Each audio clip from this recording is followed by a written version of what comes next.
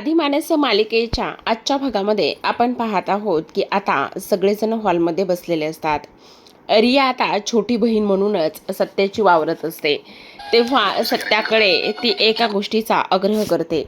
ती म्हणत असते, अरे यार सत्या दादा, तुझ्या एक गोष्ट लक्षात येते का? एवढी मोठी कार तू घेतलीस, आता पुन्हा एकदा नवीन बिझनेस सुरुवात करतोयस, मग मला पार्टी तर झालीच पाहिजे. काही झालं तरी मला पार्टी हवी, असं इकडे ती बोलत असते. त्याच वेळेला आता इकडे सत्या म्हणत असतो, हो तर पार्टी तर मिळणारच आहे. काही झालं तरीसुद्धा तुम्हा सर्वांना पार्टी मी देणारच आहे, असं इकडे ती बोलत असते. त्याच वेळेला आता इकडे मीरासुद्धा म्हणत असते, हो तर पार्टी तर व्हायलाच पाहिजे आणि पार्टी झालीच पाहिजे, असा इकडे ती विचार करते. तेवढ्यातच पंकज तिथे आलेला असतो आणि पंकज तिथे आल्यानंतर इकडे देविका मनामध्येच बोलत असते, काय यार पंकजने सुद्धा काहीतरी केलं पाहिजे ना. तेव्हा ती त्याला हळूच म्हणत असते, पंकज मला सुद्धा तुझ्या ह्या सर्व गोष्टीची पार्टी करायची आहे. तू कधी काहीतरी हालचाल करणार आहेस, अजून तर तू काहीच करायला घेतलं नाहीयेस. तेव्हा मीरा सगळ्यांना शांत करते आणि म्हणत असते, जरा धीराने घ्या, जरा थांबणार आहात का तुम्ही? आता पार्टी तर आपण करणारच आहोत, काही झालं तरी पार्टी ही झालीच पाहिजे, असं आता इकडे ती बोलते. त्याच वेळेला रियासुद्धा म्हणत असते, हो वहिनी, मला सुद्धा पार्टी हवीच आहे. आणि त्याच वेळेला मीरा इकडे सत्याला म्हणत असते, काय हो तुमचा हा जो काही फोन आहे तो फोन देता का? त्याच वेळेला सत्या म्हणत असतो, हो तर धूमकेतू हा घे फोन, असं म्हणून मीराने आता एक नंबर डायल केलेला असतो. आता तिने नंबर डायल केल्यानंतर इकडे पंकज मात्र तिच्यावर हसत असतो आणि म्हणत असतो, बघितलं नंबर तर असा डायल केलेला आहे ना की इकडे जसं काय एखाद्या 5 स्टार हॉटेलमधूनच ही ऑर्डर करणार आहे. अगं वेडाबाई, इकडे काही जर मागवायचं असेल ना तर आपण इकडे ॲपवरून मागवतो, असा नंबर डायल करून आणि ह्या सर्व गोष्टी करून मागवत नाही आहे. तू काय वेडी झाली आहेस का? तू काय डोक्यावर पडली आहेस का? असं इकडे तो तिच्याशी बोलत असतो. त्याच वेळेला आता इकडे मीरा म्हणत असते, हाय हॅलो नमस्कार, रिया रवीज किचन, असं म्हटल्यानंतर सगळ्यांना फारच मोठा धक्का बसतो. कारण इकडे आता जी काही आपली मीरा आहे, त्या मीराने मात्र इथे फोन लावलेला असतो, तो म्हणजेच की रिया रवीज किचनमध्ये. आणि रिया रवीज किचनमध्ये फोन लावल्यानंतर ती इथे त्याला ऑर्डर देण्यासाठी निघालेली असते. त्याच वेळेला आता इकडे तो म्हणत असतो, हो रियाज रवीज किचनच, बोला मी तुमची काय मदत करू शकतो. त्याच वेळेला आता इकडे मीरा म्हणत असते, त्याचं काय आहे ना, आमच्या घरामध्ये एक छोटंसं सेलिब्रेशन आहे. म्हणजे माझ्या नवऱ्याने आमच्या घरामध्ये एक एक्स्ट्रा मेंबर आणलेला आहे. माझ्या नवऱ्याने एक गाडी घेतलेली आहे आणि त्याचं सेलिब्रेशन करायचं आहे, त्याचीच पार्टी करायची आहे, म्हणून आम्ही तुम्हाला ऑर्डर देत आहोत.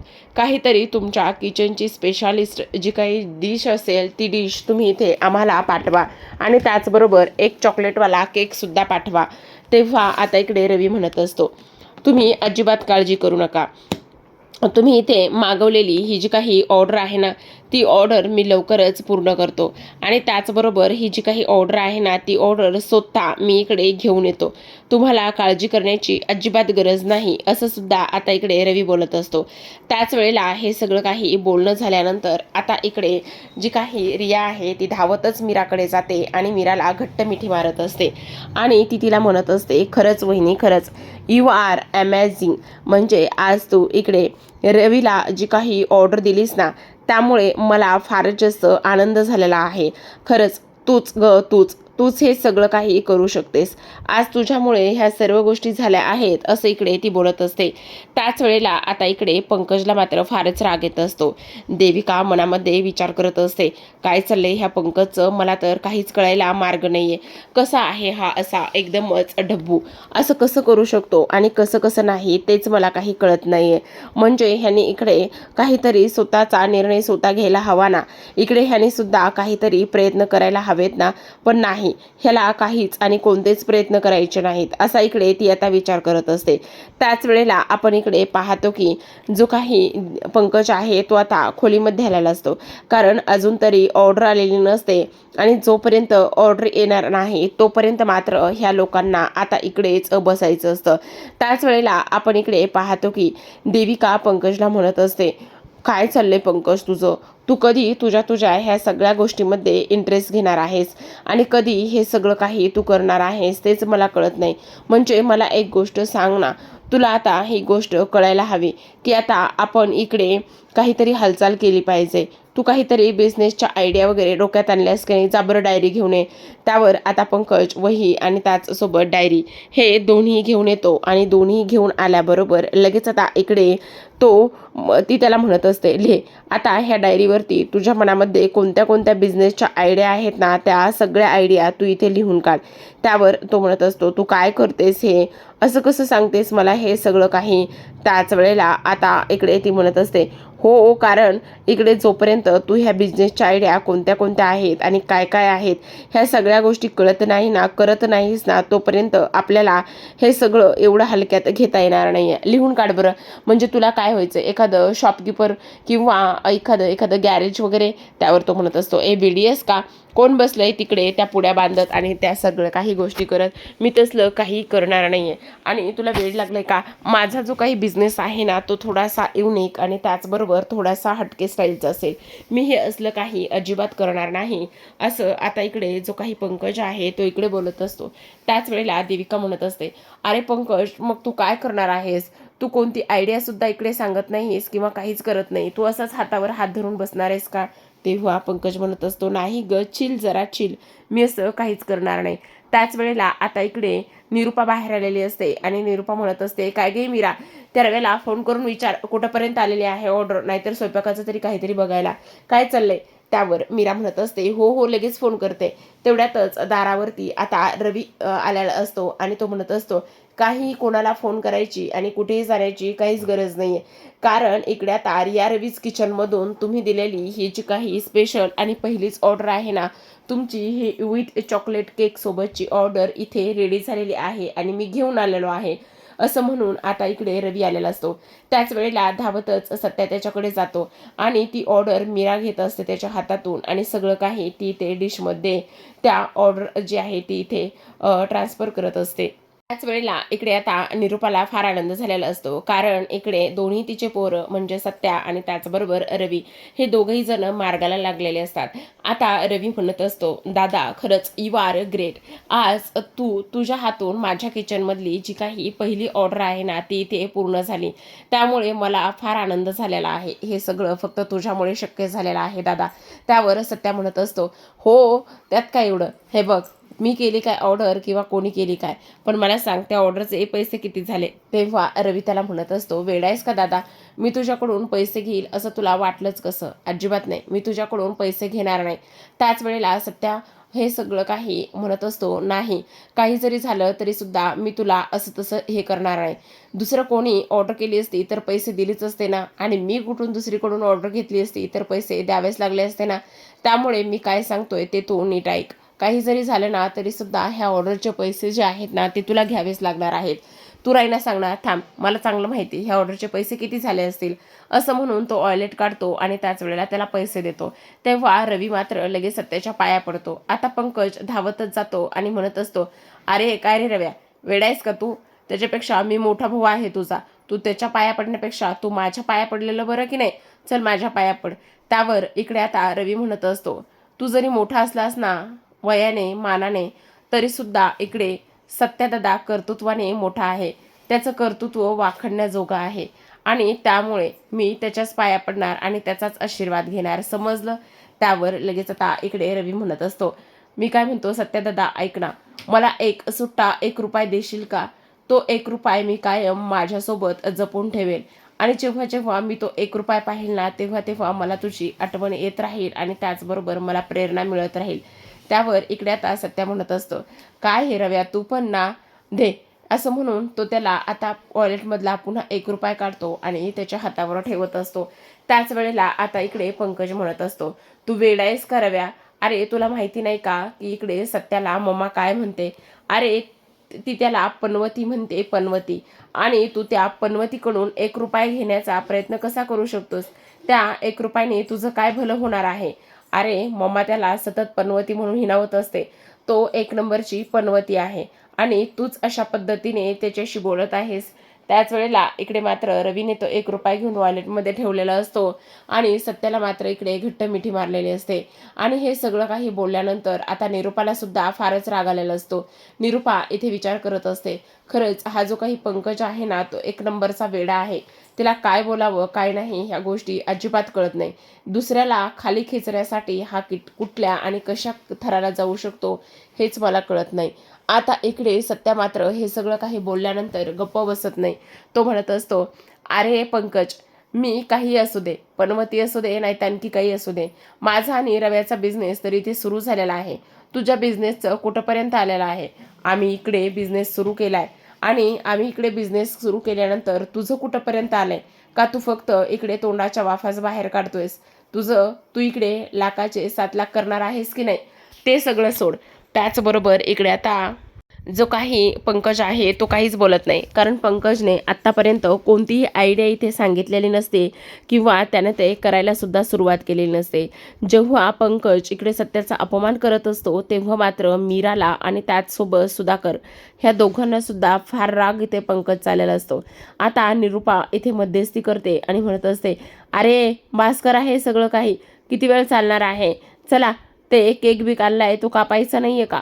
असं म्हणून आता मीराने त्या टीपॉयवरती केक ठेवलेला असतो आणि त्याच वेळेला सत्याला आणि सोबत रवी ह्या दोघांना सुद्धा केक तो कट करायला लावलेला असतो. तेव्हा इकडे आता केक कट करायला लावल्यानंतर सगळेजण एकमेकांना केक भरवत असतात. रिया धावतच रवीकडे जाते, त्याला सुद्धा केक भरवते आणि स्वतः सुद्धा भरून घेते. इकडे जो काही आपला सत्य आहे त्याने सुधाकरला भरवलेला असतो. त्याचबरोबर पंकजच्या तोंडासमोर केक घेऊन गेलेला असतो, पण तो मुद्दाम त्याची मस्करी करत असतो. पण आता पंकज शेवटी तो केक खातो. आता पंकजने केक खाल्ल्यानंतर इकडे सत्या जी आपली देविका आहे तिला सुद्धा केक देतं. त्यानंतर मीराला सुद्धा केक भरवत असतो. आता इकडे मीरा सगळ्यांसाठी किचनमध्ये सगळ्यांचं खाऊन पिऊन झाल्यानंतर किचन आवरत असते.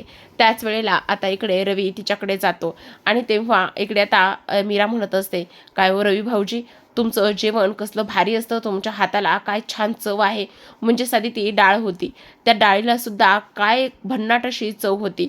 ते सगळं काही खाल्ल्यानंतर आणि त्या सगळ्या गोष्टी केल्यानंतर मला तर त्या सगळ्या गोष्टींचा फारच आनंद झाला बरं का.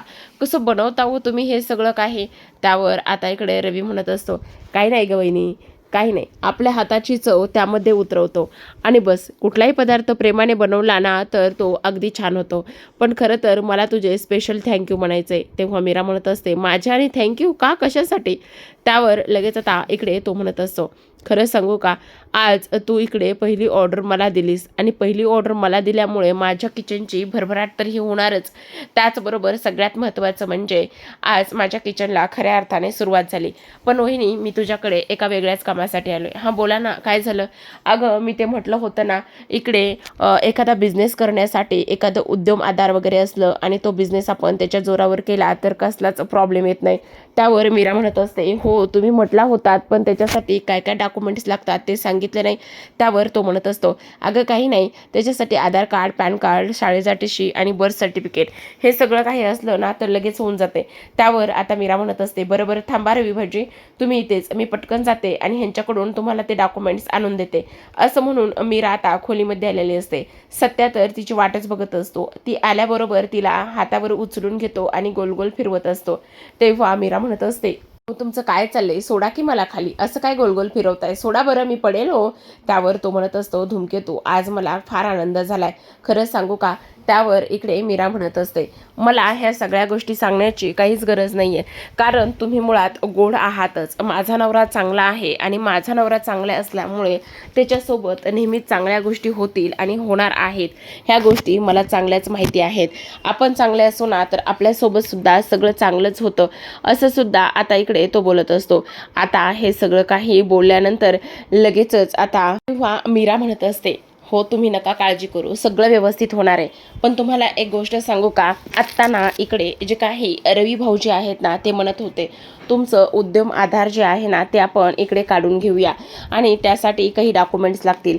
त्यावर सत्या म्हणत असतो कोणते आणि कसले डॉक्युमेंट्स लागणार आहे धूमकेतू. त्यावर ती म्हणत असते तुमचं आधार कार्ड, पॅन कार्ड, त्याचबरोबर तुमचा शाळेचा TC आणि सगळ्यात महत्त्वाचं म्हणजे की इकडे तुमचं बर्थ सर्टिफिकेट. त्यावर सत्या आता लगेचच सगळे काही त्याचे डॉक्युमेंट्स जे आहे ना ते सगळे डॉक्युमेंट्स इथे काढून बसलेला असतो आणि मीराला म्हणत असतो हे बघ धूमकेतू, हे सगळे डॉक्युमेंट्स इथे आहेत. त्यावर आता इकडे ती सगळे डॉक्युमेंट्स पाहते आणि त्याचबरोबर ती म्हणत असते हे तर सगळे डॉक्युमेंट्स आहेत, पण इकडे तुमचं बर्थ सर्टिफिकेटसुद्धा हवं आहे ना, ते सुद्धा लागणार आहे. त्याच वेळेला आता इकडे सत्या म्हणत असतो ह्यात नाही आहे, थांब, दुसरी असून एक पिशवी आहे, त्या पिशवीमध्ये आहे का नाही ते मी पाहतो. असं म्हणून आता सत्या इकडे कपाट उघडतो आणि सत्याने कपाट उघडल्याबरोबर तो त्या कपाटामध्ये दुसरी पिशवी घेऊन येतो. आता त्या दुसऱ्या पिशवीमध्ये सत्याचे जे काही कॉलेज आणि त्याचबरोबर शाळेचे ह्या दोन्हींचेही काही इथे डॉक्युमेंट्स असतात आणि 10वीचा रिझल्ट, त्याचबरोबर 12वीचा रिझल्ट आणि बऱ्याच काही गोष्टी असतात. लहानपणीचे काही फोटोसुद्धा त्या फाईलमध्ये असतात. त्याच वेळेला मीरा ते पाहत असते. मीराला ते सगळं काही पाहिल्यानंतर फार आनंद होत असतो. खरं तर इकडे सत्याला शिक्षणाची फार आवड होती, पण पंकजमुळे त्याचं शिक्षण अर्धवटच राहिलं तो नेहमीच म्हणायचा. कारण पंकजला पैसे लागायचे शिक्षणासाठी आणि त्यामुळे ह्या सगळ्या गोष्टी मला कॉम्प्रोमाइज कराव्या लागल्या. हे सगळं काही आता इकडे तो बोलत असतो.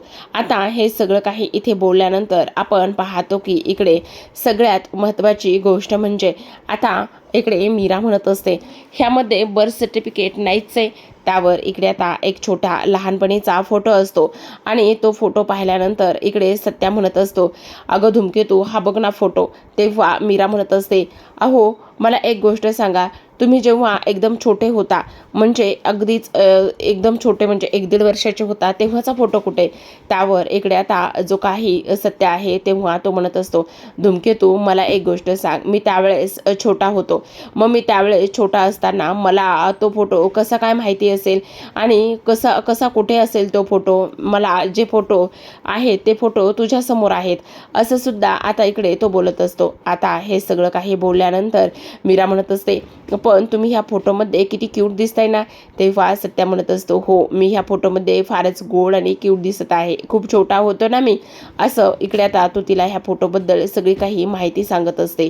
त्याचबरोबर ही सगळी माहिती त्याने सांगितल्यानंतर त्यामध्ये जे काही बर्थ सर्टिफिकेट आहे ना ते बर्थ सर्टिफिकेट मात्र इथे आता तिला भेटलेलं नसतं आणि बर्थ सर्टिफिकेट न भेटल्यामुळे मीरा म्हणत असते अहो ह्यामध्ये सगळे आहेत पण बर्थ सर्टिफिकेटच नाही आहे. त्यावर सत्या म्हणत असतो हो गं धूमकेतू, मला सुद्धा नाही कळत आहे नेमकं बर्थ सर्टिफिकेट कुठे असेल आणि काय झालं असेल ते, त्याच गोष्टी मला सुद्धा समजत नाहीत. पण मग आता मीरा म्हणत असते पण आता कुठे असेल ते बर्थ सर्टिफिकेट ते सुद्धा आपल्याला इथे शोधलं पाहिजे ना, कारण बर्थ सर्टिफिकेट असणं तर फारच जास्त गरजेचं आहे. त्यावर सत्या म्हणत असतो हो बघूयात, आपण शोधूयात. तर आता इकडे दुसऱ्या दिवशी संध्याकाळची वेळ झालेली असते आणि संध्याकाळच्या वेळेला इकडे आता मीरा म्हणत असते काही जरी झालं ना तरी हे जे काही बर्थ सर्टिफिकेट आहे ना ते मला शोधायचंच आहे. जर एकदा का बर्थ सर्टिफिकेट सापडलं तर एक नाही तर बरेच प्रश्न इथे सॉल्व्ह होतील असा ती विचार करते आणि सुधाकरकडे जाते. आता सुधाकरकडे गेल्यानंतर ती सुधाकरला म्हणत असते बाबा मी जरा थोडीशी उशिरा चाले, मला माफ करा, पण माझं तुमच्याकडे फार महत्त्वाचं काम होतं. त्याच वेळेला ते म्हणत असतात हा बोल ना मीरा, काय झालेलं आहे. बाबा काही नाही, ह्यांचं बर्थ सर्टिफिकेट मला हवं होतं, ते मिळतच नाही आहे, त्यांच्याकडे नाहीच आहे ते. त्यावर ते म्हणत असतात होय का. आता इकडे सुधाकरचा चेहराच पडलेला असतो जेव्हा मीराने बर्थ सर्टिफिकेटची इथे मागणी केलेली असते त्यावेळेला. त्याच वेळेला आता आपण पाहतो की इकडे ते म्हणत असतात बरं थांब मीरा, मी एकदा पाहतो. असं म्हणून ते कपाट उघडतात आणि कपाट उघडल्याच्या नंतर त्यामध्ये बऱ्याच काही गोष्टी असतात. एक फाईल काढतात आणि फाईल काढल्यानंतर इकडे आता त्या फाईलमध्ये तर त्यांना ते बर्थ सर्टिफिकेट सापडत नाही. आता इकडे ते म्हणत असतात मीरा आता तर मला बर्थ सर्टिफिकेट काही केल्या सापडा नाही बघ, मी तुला नंतर कधी शोधून देऊ का. त्यावर मीरा म्हणत असते पण मला ना हे बर्थ सर्टिफिकेट जे आहे ना ते आत्ताच पाहिजे होतं. त्यावर आता इकडे सुधाकर म्हणत असतो मी शोधतो आणि त्यानंतर तुला सांगतो. आता मीराच्या मनामध्ये बरेच काही प्रश्न इथे आलेले असतात. ती म्हणत असते बर्थ सर्टिफिकेट एवढी महत्त्वाची गोष्ट आहे, मग एवढी महत्त्वाची गोष्ट असल्या कारणाने यांनी हे बर्थ सर्टिफिकेट जपून कसं काय ठेवलं नाही असा विचार आता इकडे मीरा करत असते. तर आता प्रेक्षकांनो, आजच्या भागामध्ये एवढंच. उद्याचा भाग फार इंटरेस्टिंग असणार आहे, कारण उद्याच्या भागामध्ये आपण पाहणार आहोत की आता इकडे सुधाकर आणखी काही गोष्टी दुसऱ्या दिवशी शोधत असतात आणि त्याच वेळेला इकडे आता निरूपाचा एक नृत्यांगना करण्याचा एक फोटो असतो आणि तो फोटो मीरा पाहते आणि विचारत असते, बाबा हा फोटो किती छान आहे. त्यावर ते म्हणत असतात, अगं हो, हा निरूपाचा फोटो आहे आणि 1999 साली तिने एका नृत्य साधना स्पर्धेमध्ये भाग घेतला होता आणि त्याच वेळेचा हा फोटो आहे.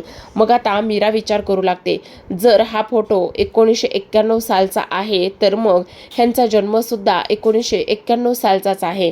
मग ह्या फोटोमध्ये त्या नाचत आहेत, डान्स करत आहेत, पण मग ह्या प्रेग्नेंट असतील तेव्हा, पण मग ह्यांचं पोट कसं दिसत नाही, नेमका हा सगळा काय इश्यू आहे, असा मीरा विचार करते. आणि त्याचबरोबर आता मीरा सुतावरून स्वर्ग गाठण्यासाठी तयार झालेली असते. तर पाहत राहा साधी माणसं. भेटूयात उद्याच्या भागात. तोपर्यंत धन्यवाद.